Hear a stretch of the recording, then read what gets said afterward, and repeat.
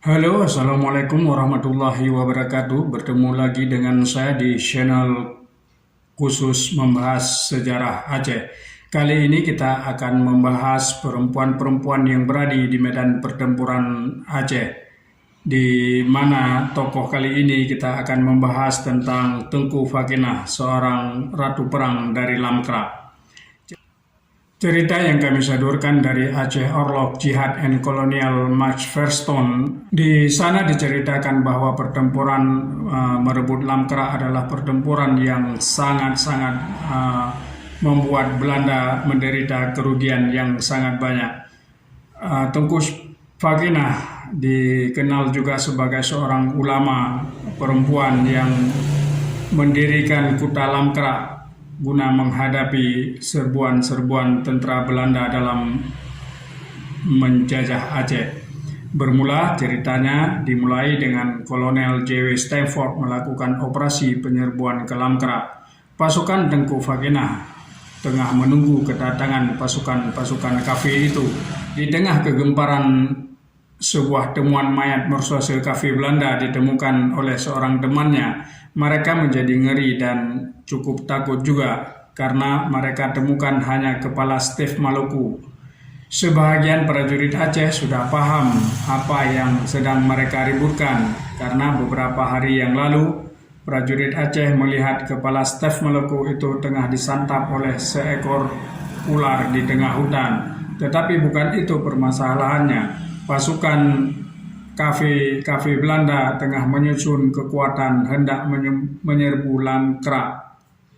Tiba-tiba terjadi serbuan yang sangat masif. Marsose campuran tentara reguler dan kafir Belanda ke arah para mujahidin tanah perlawanan. Beberapa tentara kafir Belanda berteriak serbu.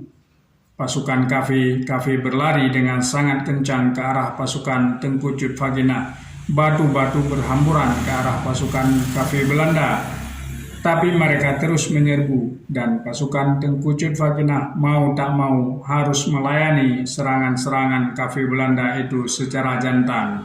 Maka di depan sebuah markas kecil tentara Mujahidin Aceh terjadilah pertempuran besar.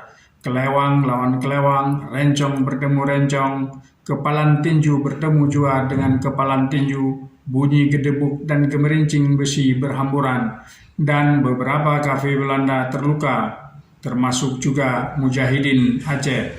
Tanah yang ada di sekitar yang tadinya segar bugar oleh pepohonan dan rerumputan, kini sudah seperti lapangan jagal saja, layaknya darah muncrat dan membasahi tanah-tanah basah oleh darah.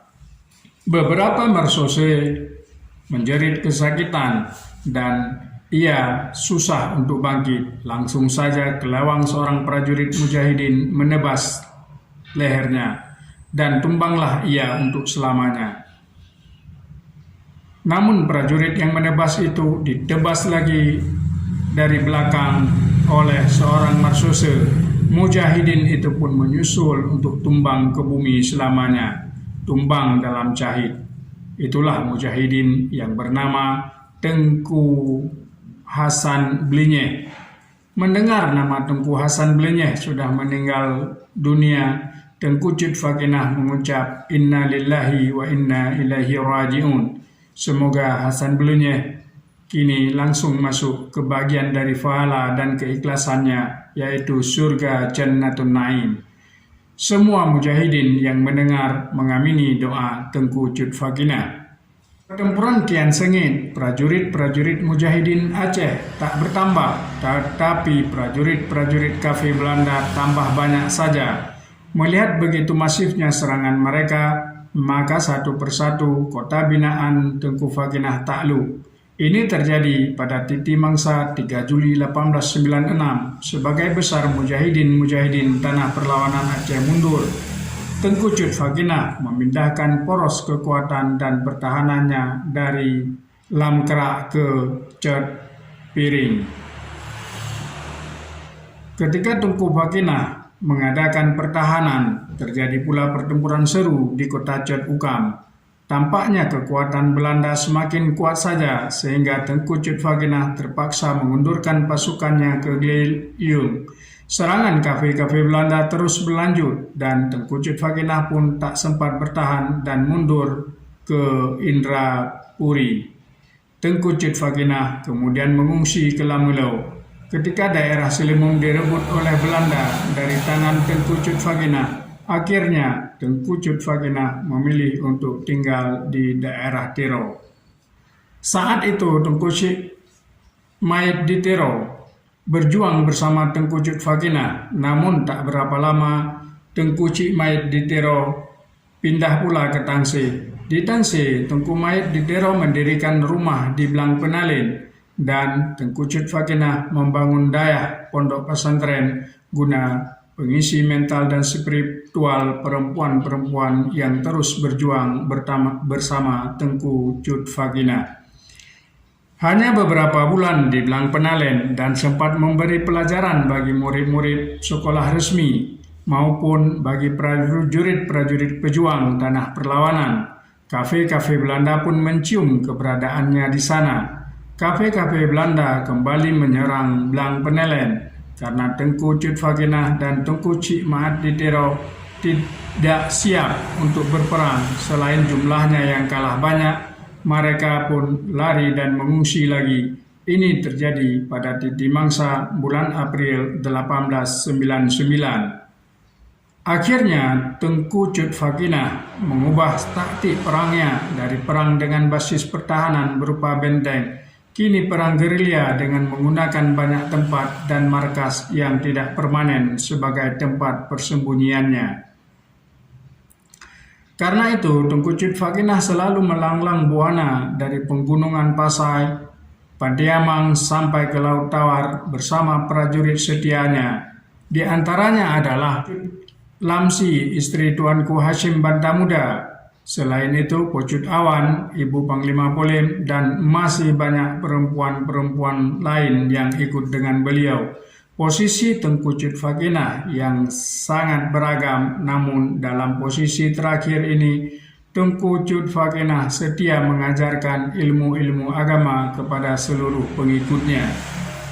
Karena bagaimanapun, sifat keulamaan perempuan ini sangat strategis di tengah pejuang-pejuang perempuan yang haus akan ilmu dan siraman rohani dari seorang ulama besar seperti Tengku Cutvaginah.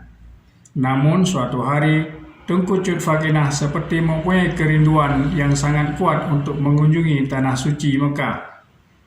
Padahal ia juga ingin terus berjuang dan bertahan sebagai penentang kafe Belanda di tanah airnya. Agar bisa keluar negeri menuju tanah suci, Tengku Cutvaginah menikah lagi.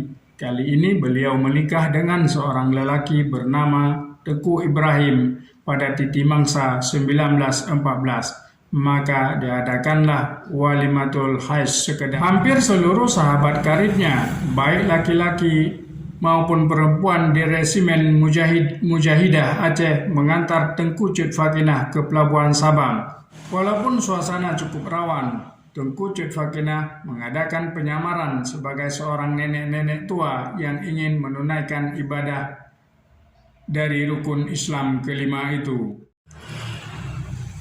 Maka loloslah beliau naik ke kapal bersama suami ketiganya, Ibrahim.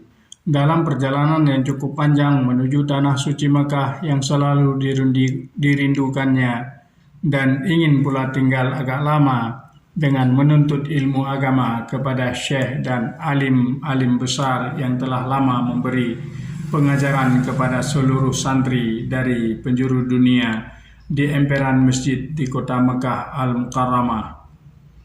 Demikian kisah perjuangan Tengku Cutvaginah, seorang ratu perang dari Lamkrak.